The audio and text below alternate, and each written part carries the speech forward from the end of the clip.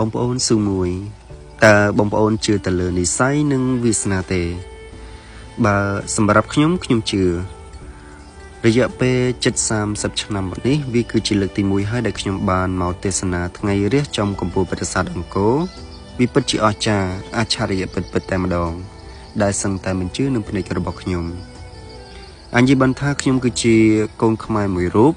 ហើយរស់នៅទឹកដីអង្គរខេត្តសៀមរាបទេតែពុំបានទៅអង្គរមួយថ្ងៃរះឡើយខ្ញុំជឿថាបងប្អូន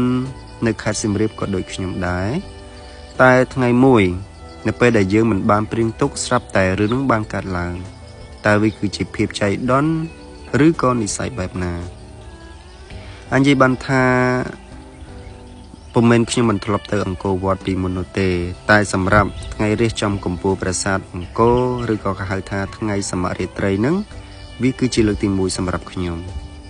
ចឹងពីខ្ញុំទៅលើកទឹកចិត្តបងប្អូនជំរុំជាតិគូណាស់តែ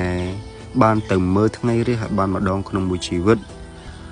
នៅមុខប្រាសាទអង្គរឬក៏កំពូលប្រាសាទអង្គរនឹងតែម្ដងឬក៏ច្រើនដងតាមតែអាចធ្វើទៅបានព្រោះពេលវេលាពុំចាំយើងទេអ្វីដែលយើងអាចធ្វើបានគឺតែធ្វើណាទៅទទួលយកនៅបទពិសោធន៍ជីវិត